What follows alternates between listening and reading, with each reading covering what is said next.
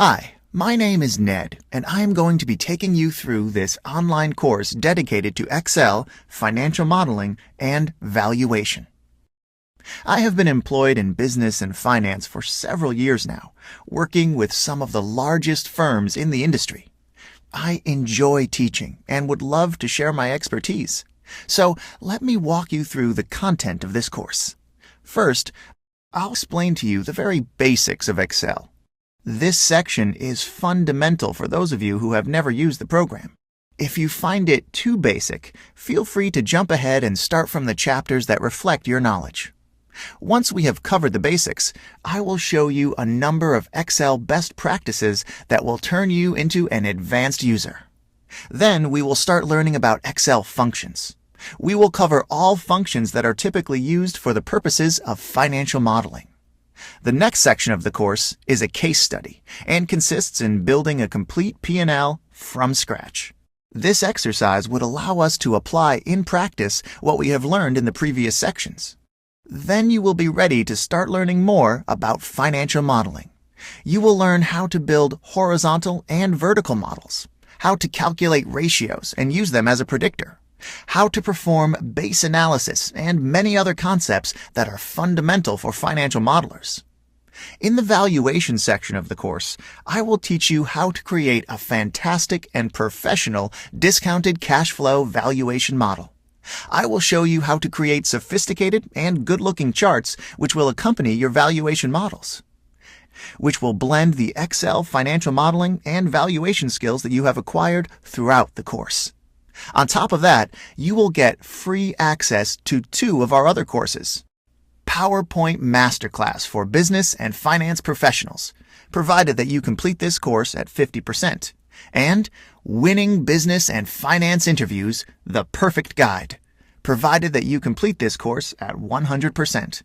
You will even get a complete refund if you are not satisfied with the content of this course within 30 days of completing it. As you can see, we have lots of work ahead of us. Dive straight in and let's begin this journey together.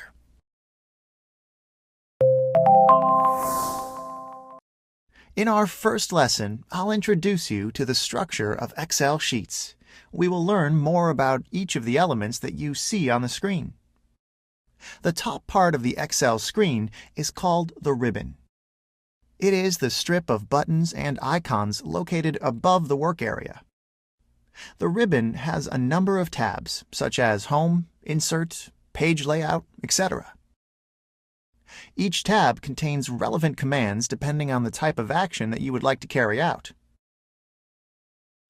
Below the ribbon, we have the workspace area. As you can see, Excel sheets are composed of multiple cells and contain many rows and columns. The letters from A to Z are used in order to make the various columns. The first one is A, while the second one is B, and so on. An Excel sheet contains 16,384 columns. That's a lot, right? We have a very similar thing with rows. Every row is identified by a number. We have 1, 2, 3, going all the way down to 1,048,576. To sum up, 16,384 columns and 1,048,576 rows. I'm sure you understand how powerful the program is by this point. And this is just one sheet. We can add as many sheets as we like by using the Insert Worksheet button. We can work contemporaneously on multiple sheets too. I'll show you how it's done a little later. So, in order to add a new sheet, we can use the Insert Sheet button. What if we want to delete a sheet?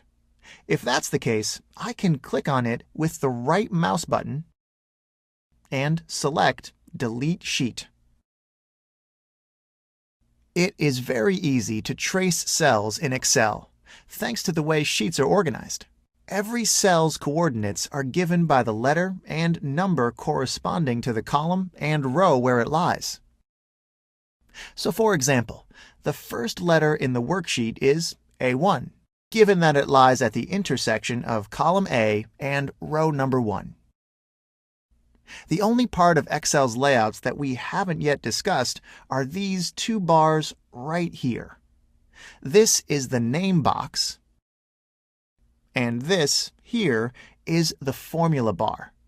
The name box shows the name of the active cell where we are at. For example, I can select a different cell, and its coordinates will be displayed in the name box. See what I mean?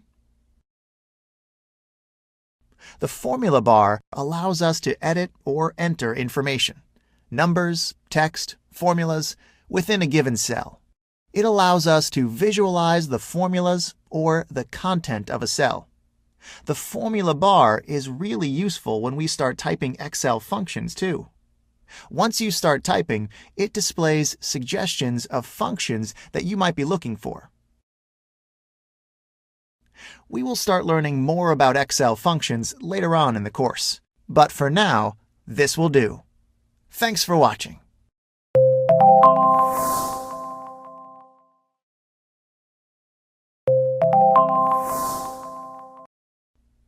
The Excel ribbon has 7 main tabs: Home, Insert, Page Layout, Formulas, Data, Review, and View. Other tabs could be added as well, but these are the 7 main ones. Each tab contains commands that you will need when working with Excel. In this video, I'll try to quickly walk you through their content. The Home tab contains some of the most frequently used commands. It includes buttons such as Cut, Copy, and Paste. Most of the formatting options should be found here as well. You will find features such as font, font size, borders, cell fill, etc. The Insert tab will let you add objects to your workbook. You can insert pivot tables, pictures, charts, etc. In some of our later videos, you will learn how to work with pivot tables and create professional charts. Page Layout contains options that help you organize the way the content of your sheet appears. For example, you can select the printable area of your sheet with the Set Print Area functionality. The Formula tab divides the functions in Excel into separate categories and features some formula auditing tools. Next, we have the Data tab, where we can find the commands for working with lists and groups of data.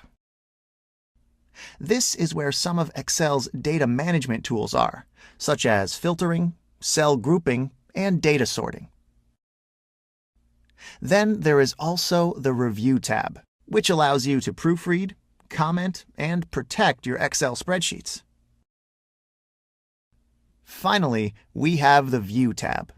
You can use it in order to customize the way you see your work.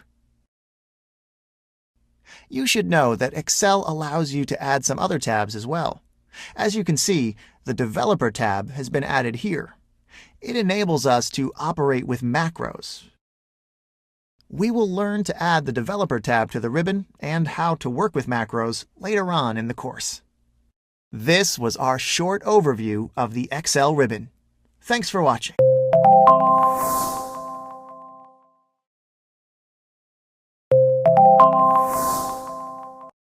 In this video, I'll show you how to enter, edit, and delete text and numbers in an Excel spreadsheet.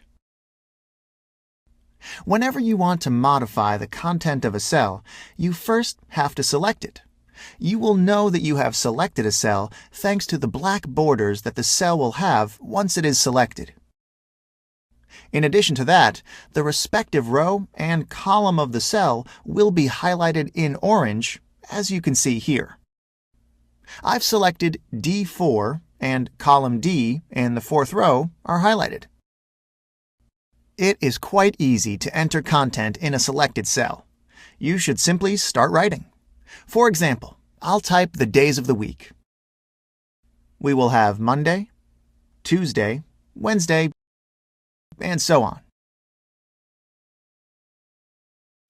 In order to tell Excel to accept the value that we have written, we can hit Enter, one of the arrow keys, or Tab.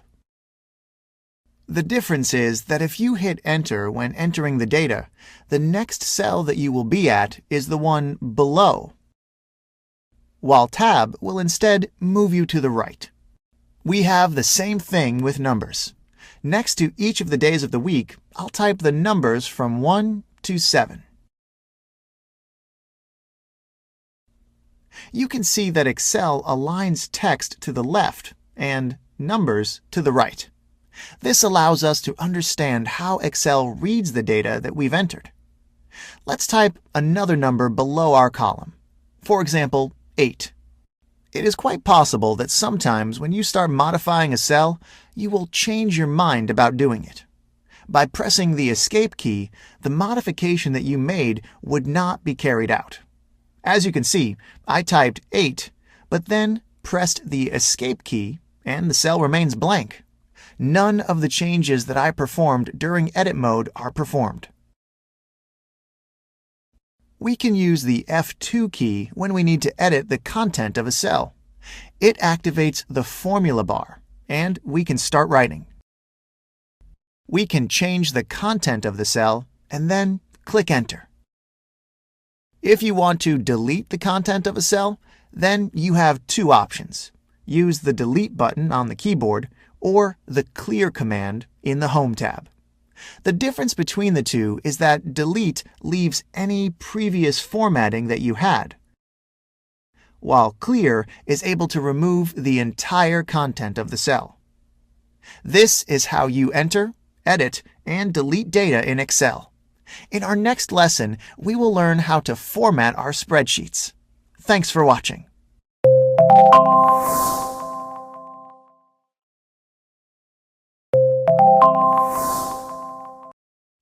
There are many different options that will allow you to format the cells of your workbooks. You can find them either in the Home tab of the ribbon or through a right-click and selecting Format Cells.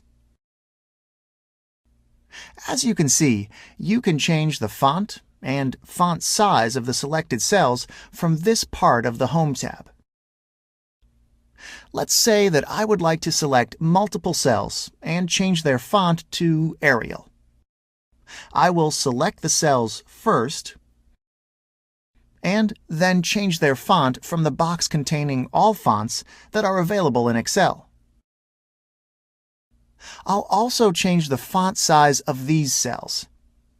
Let's change it to 12. See? Pretty easy to do, right? We can use these buttons in order to put emphasis on text and numbers. For example, I'll click on this button and the selected cells will be put in bold. I'll click it again and the bold effect is removed. We have the same thing with italic and underline buttons. It is very easy to create borders for the cells that we have selected. I will click on the Borders button and select the type of border that I would like to apply. I think I'll select the All Borders option. And voila! We have our borders. Similarly, we can add all other types of borders. We just have to select which type of border we want. In case we want additional options, we can click on More Borders or open the Format Cells menu. We will be able to find additional options under the Border tab. We can select a border's thickness and color. For example, I will select a thicker border with a dark blue color and apply it to the outer borders of the selected cells. Here's the end result. If we want to change the fill of the cells that we've selected, we can do it from here. I'll color the selected cells in gray. In a very similar way, we can change the font color of the content within the cell by using the button on the right. Let's change the font color to white. Here it is. Let's provide a practical example. We have the following table, which contains 3 fields: name, company, and telephone number. As you can see, the table does not look very good right now. We need to use Excel's formatting options in order to improve its appearance. First off, I'll select the cells of the first column and align all of them to the left. We can use the Align Left button in order to do that. Then I'll do the same thing with the cells from the second column. Let's select them and click Align Left. Very well. The third column is aligned to the left. Given that these are telephone numbers, I would like to have them on the right. I'll select the cells and click on Align Right. Do you notice that the data in the top row does not seem aligned? The first and third columns are somewhat below the second one. Let's select the cells of the top row of the table and align them to the top. That's better. Now let's add a few extra formatting details to the table. Let's change the fill of all cells to white. I'll select the cells and use the Fill Color button in order to change their fill. Here it is. Now we need to emphasize that the top row is the title row of the table. I will change its font color to dark blue, and we'll put it in bold. That's better. The final detail, which will complete the table, will be to add a border below the title row. Let's open Format Cells and select the Border tab. Here we can choose the thickness of our border, its color, and exactly where to place it. I will use a dark blue color, given that the text is in dark blue. And here is our end result. Not bad for a start, right? These commands allow us to organize our data very neatly and efficiently. It was a pleasure showing you some of the formatting options in Excel. Don't go yet. We have lots of work ahead of us.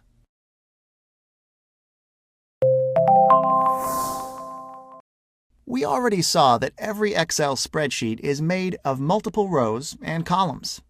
Now is the right time to learn some operations that will allow us to modify rows and columns in Excel files. First off, when we need to select a row or a column, we need to click on it in the following way. The exact same thing is valid for rows. Alternatively, we can use keyboard shortcuts. Control and Spacebar for selecting a column, and Shift and Spacebar for selecting a row. Shortcuts allow us to work much faster. Now that we have selected a row or a column, there are several things we can do with it. We can select its size by dragging its border. We can insert a column on its left by using the right mouse button and then clicking on Insert.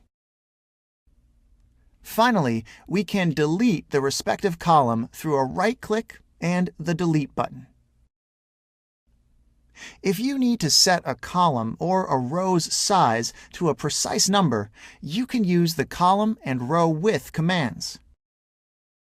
By right-clicking on a selected column, I can find the column width command. Here it is. Then we need to select the column size. The same thing applies for rows. These are the operations that you will need to know when working with rows and columns. Thanks for watching.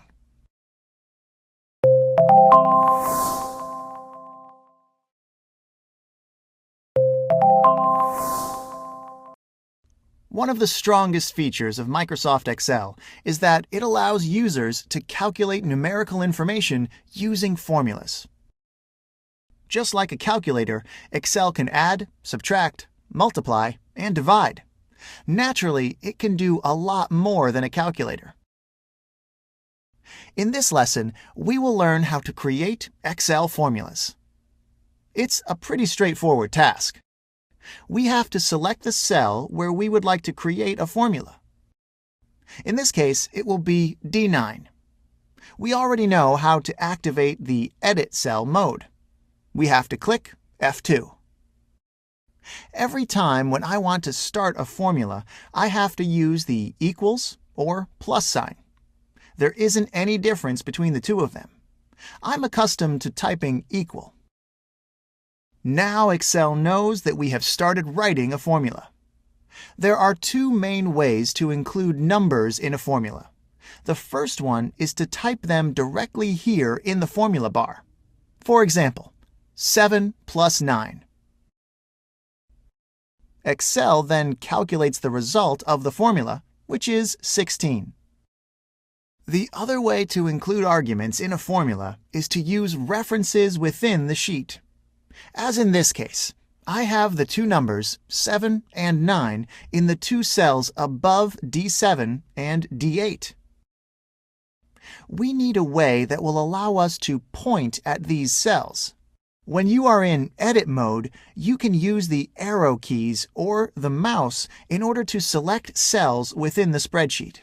Then, once you have selected a cell that you need, you can use the plus operator, which will allow me to select the next part of the formula. In this case, it is the cell D8. The big advantage of using cell references is that other users will be able to understand the reasoning behind your operations. You can always combine hard input in the form of numbers with cell references. There is no problem doing that. The typical math operators that you will need in Excel are the usual ones: plus for addition, minus for subtraction, star for multiplication, / for division, caret for degree elevation. Not forgetting parentheses in order to denote a modification to the usual order of operations. This is it for now. Next, we will cover a very interesting tool that can be added in Excel formulas: functions.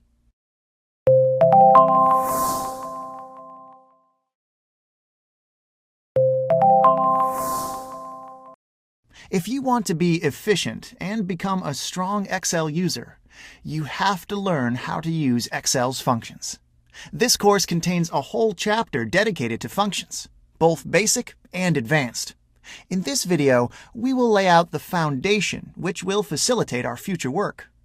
Let's see how to insert a function in one of the cells of this sheet. First of all, we have to select the cell where we want to insert the function. And then there are a few different ways in which we can add the desired function. For example, we can type equal, and then type directly the function's name if we happen to know it. If that's not the case, we can search for the function that we need by clicking on this button here. The window that opened contained all Excel functions divided into categories. The purpose of each function is described at the bottom of the window. We can either search for a specific keyword or scroll down and find the function that we need manually. I will be looking for the if function. Okay, here it is. Let's select it. Once we have found the function, we can double-click on it and a new window pops up. This is where we need to type the function's arguments. We can click on each of them and read the description that is provided just below. Then we have to select the arguments of the function. Typically, these are references to other cells within the spreadsheet. In our example, the if function has 3 arguments. The first one is the logical test, which is the condition that we want to verify. The second one is the value that will be displayed if the result of the logical test is positive. That is, if the criterion is satisfied. And the third argument of the if function is the value that will be displayed if the result of the logical test is negative. Let's provide an example. I want the function to test whether the value in C9 is bigger than the value in D9. This is the first argument, the logical test. Let's type in the second argument, which is the value that will be displayed if the C9 is bigger than D9. I want to obtain bigger if that's the case. Then, as a third argument, I will select the value to be displayed if the result of the logical test is negative. In this case, we will have smaller. Finally, after we have selected the arguments of the function, we can press Enter and obtain the end result. Let's see the result of the function. Given that C9 is not bigger than D9, our formula displays smaller, which is correct. To be honest with you, experienced users rarely open the dialog box menu like we did. Much more frequently, they type a function's name directly in the formula bar and work directly from there. I'm sure that after completing this course, you will be doing that too.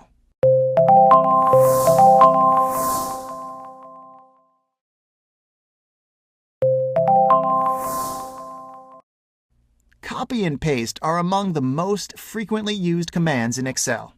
Whenever you want to copy the content of a cell, you need to select it and either press Ctrl+C, the shortcut for copying, or right-click and select Copy.